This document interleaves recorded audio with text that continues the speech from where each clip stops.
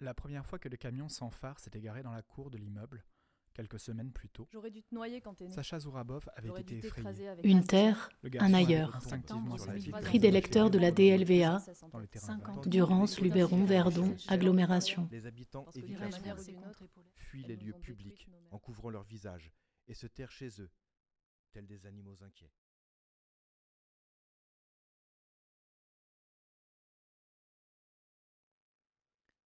Bastia, septembre 2018. 50 mots pour décrire l'état de la neige. Irais-je vers ces contrées polaires? Mettrais-je mes pieds dans leurs bottes, mes mains dans leurs gants? Coucherais-je dans leur peau de phoque qu'eux et moi ne partagerions toujours pas le même univers? Ils savent les routes du grand froid, connaissent les chemins de l'hiver, quand je ne vois qu'un blizzard blanc. Sûrement ne verront-ils qu'un foutu brouillard, ceux qui me liront, que des ombres, des formes diffuses dans un vent de neige, un vent de cendre. Chaque fois, elle me ramène à un endroit perdu où elle n'a rien à faire, l'histoire que je veux écrire. Une plage où je vois les miens attablés et qui me regardent comme s'ils attendaient de moi quelque chose. J'ai beau fermer les yeux pour les faire disparaître, quand je les rouvre, le flou de l'éblouissement passé, ils sont encore là, à m'attendre. Cette histoire n'a rien à voir avec eux, et pourtant je reviens.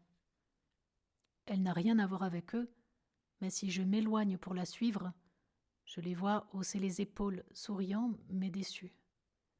Faut-il qu'elle passe par eux pour être racontée, qu'elle trouve à leur contact assez de vérité pour affronter la route?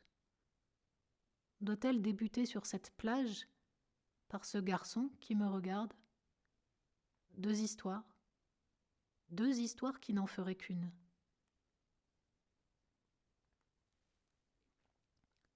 Joseph, plage, Bastia, 1954. Lisse ou là, nous n'avions pas le droit d'aller plus loin. C'était la dernière limite. À une vingtaine de mètres du bord, le rocher aux flancs saillants déchirait la surface de l'eau.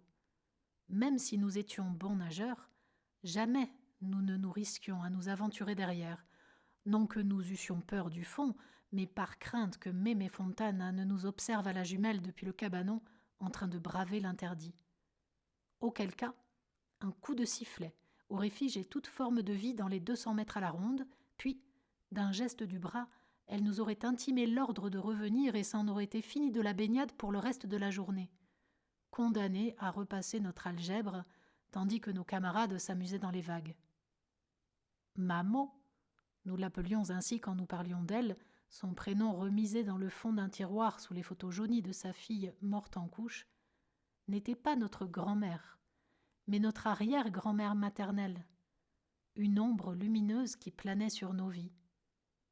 Elle était, comme on dit trop souvent, sévère mais juste, jamais brusque, jamais colérique, son autorité naturelle ne s'accommodant pas de vocifération, mais s'installant au contraire comme une douce magie par son usage maîtrisé du silence, de la pause dramatique et toujours du soupir.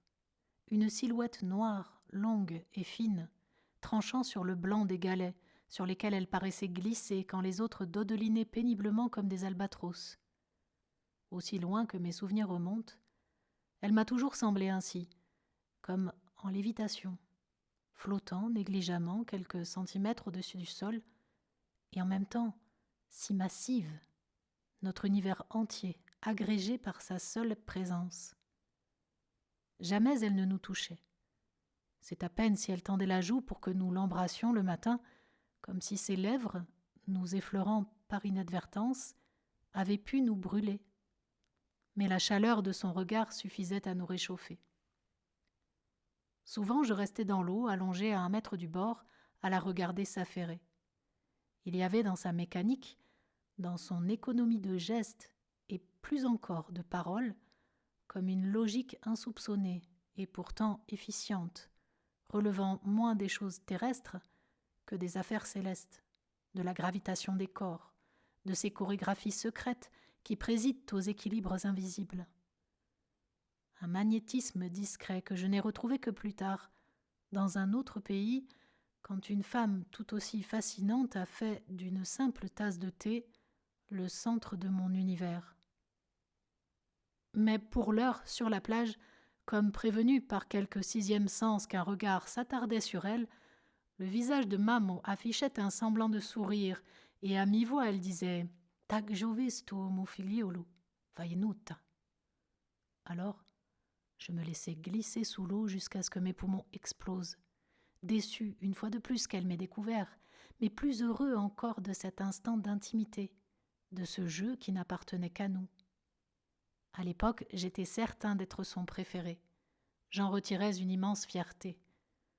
Pourtant, avec le temps, j'acquis la certitude que la magie de mon arrière-grand-mère, son pouvoir sur le monde, prenait sa source en ce charme précis, dans cette capacité à insuffler dans le cœur de chacun l'incommensurable orgueil qu'elle le préférait aux autres, et que l'intégralité du cosmos ne tenait en place que par son égal éloignement de toute chose.